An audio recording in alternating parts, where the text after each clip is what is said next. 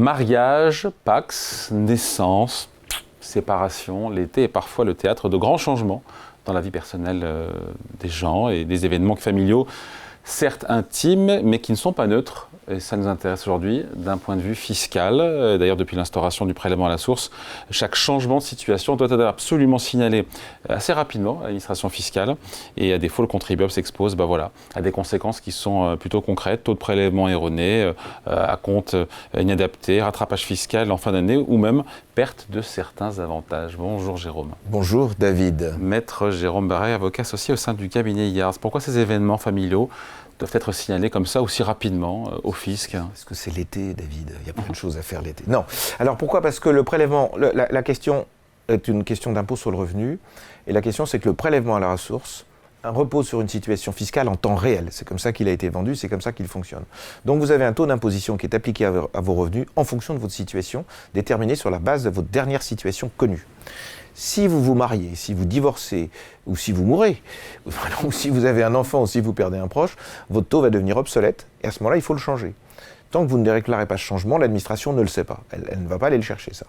Elle a des moyens pour chercher d'autres choses, elle les a peut-être aussi pour ça, mais elle ne le fait pas. C'est à vous de le faire. Donc un simple oubli peut avoir des effets durables, puisque finalement, sans mise à jour, vous allez subir un taux qui va être plus élevé, puisque plus vous agrégez à votre foyer fiscal, et plus vous diminuez votre taux d'imposition.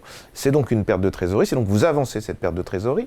Si vous avez des prélèvements qui sont trop hauts, eh bien on vous les remboursera plus tard. Et si vous avez en revanche des prélèvements qui sont plus faibles, on risque à ce moment-là de vous retrouver avec un tassement et une demande importante dans les 4 derniers mois de l'année qui risque de ne pas être très agréable. Donc le mieux, c'est d'anticiper pour éviter ça. Alors quels sont les événements personnels intimes à déclarer impérativement aux impôts? Tous les éléments qui modifient le cadre de votre foyer fiscal. On est fondé en France sur un impôt sur le revenu qui est un barème progressif et avec un foyer fiscal, un quotient familial exactement. Dans ce quotient familial, évidemment, tout ce qui est mariage, Pacs, divorce, séparation ou décès d'un conjoint, naissance ou adoption d'un enfant, ou changement dans les personnes à charge. Vous aviez votre vieille grand-mère de 98 ans qui était à charge et elle n'est plus là. Alors c'est un décès, mais c'est d'abord une personne à charge parce qu'elle est dans le foyer d'une façon différente du conjoint.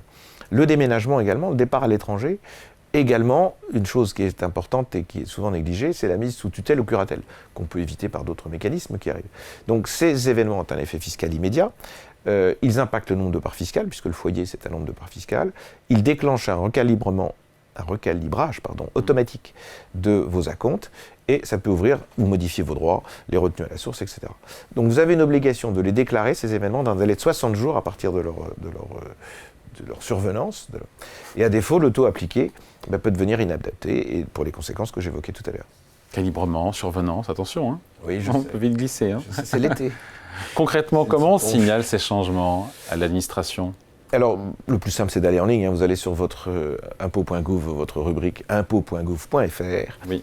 Vous gérez, c'est marqué « Gérer mon prélèvement à la source ». Vous cliquez sur « Signaler un changement ». Vous signalez le changement. Vous sélectionnez le type d'événement, mariage, naissance, séparation, décès.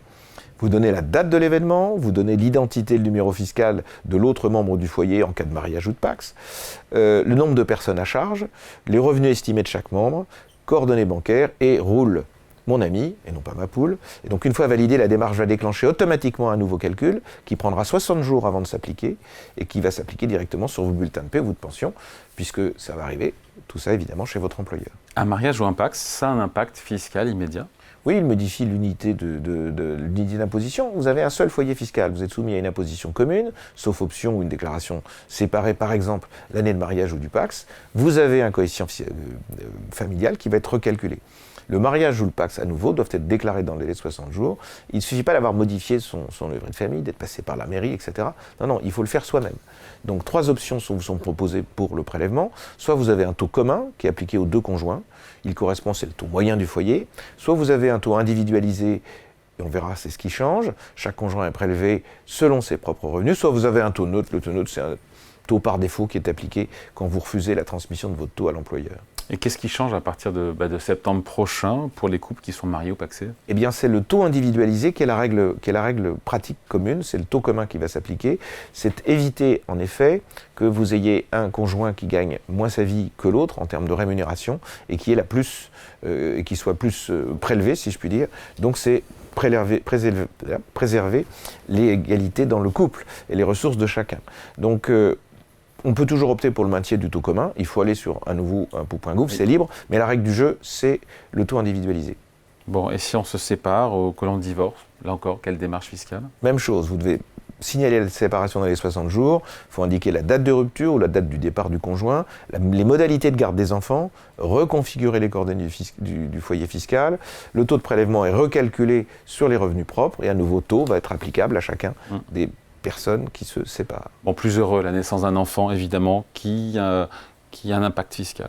Oui, parce que c'est ce que j'expliquais, c'est un foyer fiscal. Le foyer fiscal, monsieur, madame, monsieur et madame, c'est 2 parts. Ensuite, c'est une demi-part par enfant pour le premier, une demi-part pour le deuxième, et après, c'est une part complète. Donc, ça affecte votre foyer, votre quotient familial. Donc, évidemment, ça va influer le calcul de votre imposition.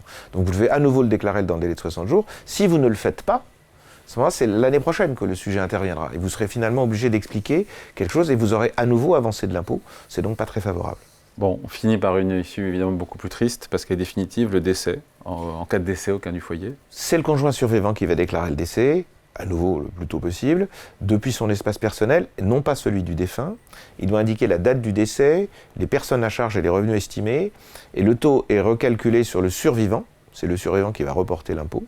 Et l'administration va tenir compte uniquement des revenus du conjoint restant, du conjoint survivant, pas des revenus de celui qui est prédété. Et donc les acomptes vont être liés à l'activité du défunt, vont être, eux, arrêtés. On ne prélèvera plus. Donc ce défaut de déclaration, si on le fait, c'est laisser continuer une imposition qui, en fait, ne serait plus due. Allez, merci beaucoup. On s'est signé Maître Jérôme Barré, avocat associé au sein du cabinet Yards. Merci Jérôme. Merci David.